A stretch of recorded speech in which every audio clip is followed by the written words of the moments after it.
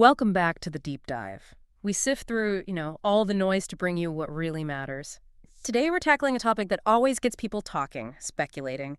Apple's iPhone lineup. It's like a new puzzle every single year, right? And the piece we're focusing on, the iPhone 17 Pro Max, has been right at the center of all that buzz. We've got a pretty solid stack of sources here. Okay, let's unpack this. It really is something, isn't it? And I know for listeners who just want the straight scoop, but like the full scoop, the big question was floating around, will there even be an iPhone 17 Pro Max? Right. Because Apple, they do shake things up sometimes. Remember the Mini or how the Plus models evolved? So yeah, people wondering about the Pro Max. Totally understandable. Absolutely. You never quite know what they'll do next. So our mission here today is simple. Cut through it all. We're pulling out the key bits of info, the must-knows from our sources about this specific phone. Think of it as your shortcut to being properly clued in.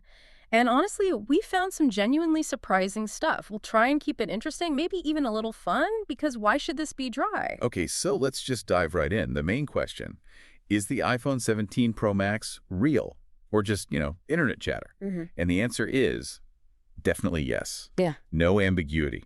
Apple has officially confirmed it. The 17 Pro Max is real. It's part of the 2025 lineup. Phew. Good news for the big phone fans out there. And yeah, this isn't just leaks anymore. Apple itself has it listed. Newsroom site, all official. End of story on that front. And the whole lineup looks pretty solid. Yeah. You've got the regular iPhone 17, this new slimmer iPhone 17 Air, which is interesting. Yeah, that's a new twist. Then the iPhone 17 Pro. And yeah, sitting at the top, the iPhone 17 Pro Max. And for anyone already planning their upgrade, the key dates you need are September 12th for pre-orders. Then the official launch is just a week after that, September 19th.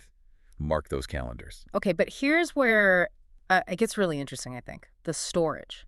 Our sources are saying the Pro Max base model starts at 512 gigs. Yep. They've completely skipped 256 gigs for the Pro Max this year. That's quite a statement right off the bat. Is that just for the power users, or is there something else going on? That's a really good question. I mean, yes, it absolutely targets those heavy users. Pro photographers, serious mobile gamers, people editing 4K video on their phone. They need the space. But it's also, kind of strategic from Apple. By ditching the 256, the entry point for their absolute top phone feels more premium. All right. It could maybe nudge the average selling price up a bit. And it sends a message. This phone is for serious, high-demand stuff. It's like a feature upgrade, but also a positioning move. A pricing decision dressed up as a feature. Yep. Clever. Definitely signals this isn't your average user's phone. It's for people who will actually use all that storage. Exactly. Day one. Which kind of explains why Apple keeps pouring resources into the Pro Max model. Looking back, it's always been the case, hasn't it? Bigger phone, just more physical space inside for battery and cameras mainly. And we saw that play out last year, didn't we? The 16 Pro Max battery life was noticeably better than the regular 16 Pro. Definitely. So the 17 Pro Max takes that even further. Sources are pointing to a larger 5,000 milliamp-hour battery. For you, that just means more hours of use. Less battery anxiety, basically, especially if you're out shooting video or traveling all day. Can never have too much battery. But, okay, cameras. Apple always saves its best camera tricks for the Pro Max, it seems. No, there's a redesigned camera bar across the whole 17 series, apparently, which I'm sure people will have opinions on. Oh, guaranteed. But the sources really highlight the Pro Max's setup. It's expected to have the best zoom system, maybe that folded periscope lens we've heard rumors about. Yeah. What does that actually do for the average person? Yeah, periscope lens sounds a bit technical, maybe like something from a submarine, right? Yeah. But basically, it lets Apple put a much stronger optical zoom lens in the phone without making the phone itself thicker. Instead of stacking lenses straight out, it uses a prism, like a mirror, to bend the light sideways. Then the lenses are arranged horizontally inside the phone. Okay, so it fits a longer zoom lens in the same space? Exactly. Gives you much better zoom quality compared to traditional telephoto. So yeah, it reinforces that Apple keeps some of the real wow stuff for the biggest phone. It makes the Pro Max the true flagship. If you want the absolute best camera system Apple makes, this is usually where you find it. The pinnacle, yeah. Okay, so that's the why.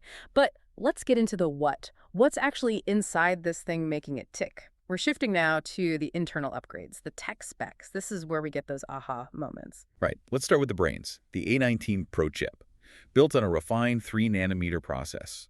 Basically, that super tiny manufacturing size lets them cram in even more transistors. More transistors equals more power, better efficiency. So faster speeds, less battery drain. And how much faster are we talking? Early reports are saying maybe 20 to 25% faster than last year's A18, Yeah, which was already pretty quick. 20 to 25%. Wow. And I read something benchmark-wise that it's getting close to some MacBooks. That seems crazy for a phone. It is wild. It Oh. really blurs the lines, doesn't it? Yeah, Having that kind of power in your pocket opens up possibilities for complex tasks right on the device. definitely. What about memory? RAM. Yep, another big step up. The Pro Max is getting 12 gigabytes of RAM. That's up from 8 gigs in the smaller Pro models.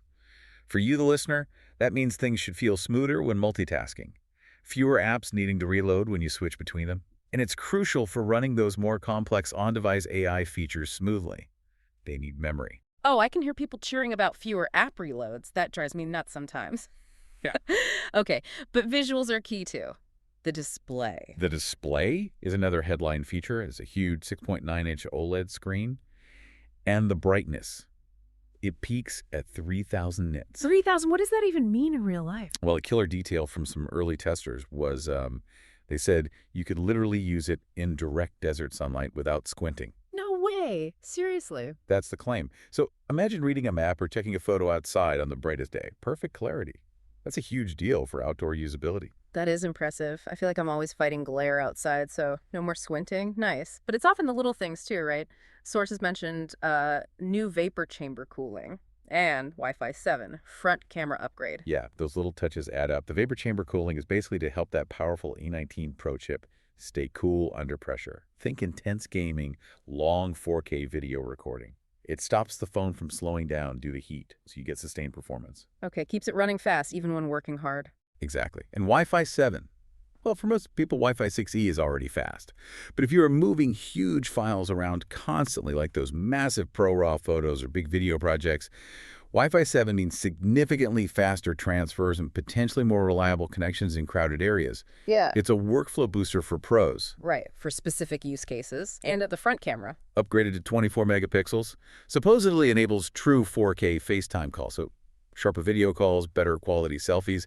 Useful for personal stuff, but also for more professional-looking virtual meetings, perhaps. Okay, so upgrades across the board, really. Now, this brings up the obvious question for a lot of listeners, I bet. Okay, the Tomax sounds amazing, but why not just get the regular iPhone 17 Pro? It's still going to be powerful, right? What's the real selling point for the Max? And that's the perfectly valid question to ask yourself.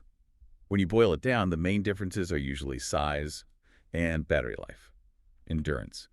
The Pro Max, just because it's bigger, can fit that larger battery, giving you significantly more hours of use. Plus, the extra space helps with cooling, so potentially better sustained performance. And, as we said, it often gets the slightly better zoom lens. So size, battery, maybe the ultimate camera zoom. Pretty much. For some people, those things are absolutely worth the extra size and cost. Yeah. For others, maybe not. Which really highlights how Apple positions these phones. The Pro Max is clearly the ultimate iPhone. No compromises if you want absolutely everything. If you want a powerhouse, but maybe something a bit easier to handle, the 17 Pro is probably fantastic. Yeah. But for the person who wants the biggest screen, the longest battery, the absolute top camera, it has to be the Pro Max. That's the strategy. Maximize everything within that form factor. Okay, we've hit the tech, the strategy. Now, the part everyone kind of dreads but needs to know. The price, what's this beast going to cost? Let's talk dollars and cents. All right, the bottom line. So that base model, the 512 gigabyte iPhone 17 Pro Max, starts at $300 and $399. Okay.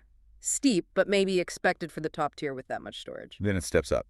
$1,599 for the 1 terabyte model. And if you need the absolute maximum, the 2 terabyte version comes in at $1,899. Wow, almost $2,000 for the top model. That's Yeah. that's serious money. But hang on, there was something surprising in the sources about value, wasn't there? About memory costs. Yes, exactly. This is actually a really interesting point. Apparently, Apple absorbed some increases in memory component costs this year. So what that means for you is the price per gigabyte on the Pro Max is actually a bit lower than it was on last year's models. Huh. So while the total price is high, you're technically getting more storage for your money compared to last year. That's a nice little silver lining. It is. And here's the other crucial piece of the puzzle, trade-ins. Carriers are expected to offer really aggressive trade-in deals. We're talking potentially up to $1,000 off. $1,000. Yep. So if you're upgrading from, say, an iPhone 14 Pro Max or maybe even a 15 Pro, your actual out-of-pocket cost for the new 17 Pro Max could drop significantly, maybe even under $400 in some cases. Okay, that changes the calculation quite a bit. Suddenly, that $399 starting price looks way more manageable if you have a decent phone to trade. Makes it surprisingly competitive for people who need that power. Exactly. Definitely something for potential buyers to investigate what your current phone is worth. Absolutely crucial advice. Okay, so let's try and make this even more personal for everyone listening. Based on all this, who should really be thinking about upgrading to the iPhone 17 Pro Max? Let's map out the upgrade path. Okay, let's break it down. If you currently have an iPhone 15 Pro or anything older, honestly, this is going to feel like a massive upgrade. Night and day difference. Pretty much. You're getting potentially double the camera zoom range compared to older Pros, that much better battery life we talked about, super bright screen, the faster chip, new AI stuff. It's a huge leap forward in almost every area. You'll feel the difference immediately. Okay, clear win for older Pro users. What if you splurged last year and got the iPhone 16 Pro Max? Right. For 16 Pro Max users, the jump is, well, it's more subtle. The main gains are going to be that even bigger 5,000 mAh battery and whatever improvements come with the new camera system, especially that periscope zoom, if it pans out. It's tempting, for sure, but maybe not essential unless you're a real pro who needs every single edge or you just really want the absolute latest. It's more refinement than revolution for that group. Makes sense. And what about someone coming from a standard iPhone, like the regular iPhone 16, not a Pro model?